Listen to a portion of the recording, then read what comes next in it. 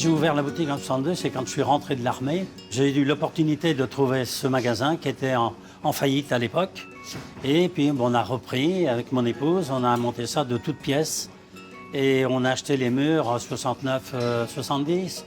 J'ai voulu vendre à une époque, l'opportunité a voulu que les filles me disent un jour, ben, papa, si tu veux, rester avec nous un peu, on est prêt à reprendre le magasin. Donc je ne pouvais pas ne pas continuer avec elles, quoi, hein. J'ai 82 ans. J'ai conservé justement de faire mes achats pour le magasin avec mes filles. On est obligé d'avoir une qualité constante des produits. C'est pour ça qu'au niveau des achats, je suis très exigeant sur la qualité de la marchandise qui rentre au magasin. Je suis allé visiter l'abattoir, j'ai fait voir la marchandise que je voulais. Et bon, jusqu'à présent, je ne suis pas déçu, hein, j'ai ce qu'il faut. La différence avec le label, moi j'ai dit, on est reconforté, nous, au niveau du détail de la viande vis-à-vis de nos clients. Au moins, on a quelque chose à présenter, on est sûr de ce qu'on vend.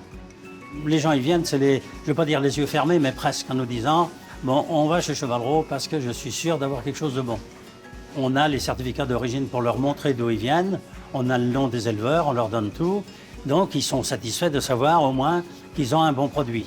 Dans le label rouge, on est sûr d'avoir la traçabilité d'un éleveur. On fait partie de la même chaîne, que ce soit l'éleveur, l'abatteur et nous, les bouchers détaillants.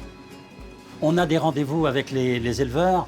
Ils nous font des démonstrations l'été. Donc, si vous voulez, on a une qualité de viande, on sait d'où il vient. L'éleveur, on le connaît. Si un éleveur ne nous convient pas, on le signale. On peut le signaler, puis en nous disant, bon, ben tiens, moi, les bêtes de ce gars-là, elles sont moins bien que d'habitude. Et là, on a un choix de marchandises qui est top toujours, hein. Ce qui compte le plus pour moi, c'est de leur apporter de la qualité et puis répondre à leurs questions quand ils ont des questions à nous poser sur justement l'origine.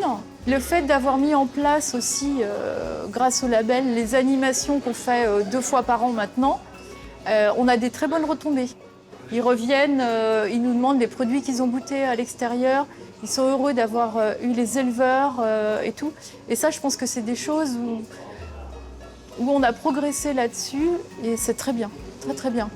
On se sent à l'aise devant le client pour vendre un morceau de viande quand on est sûr de soi, il n'y a pas de problème.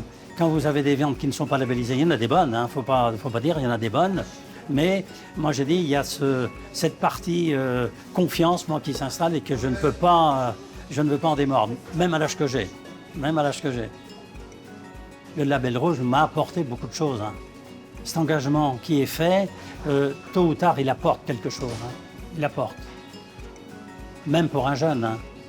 Même pour les jeunes, ils peuvent faire une démarque en label rouge. Moi, je les conseille de le faire, hein.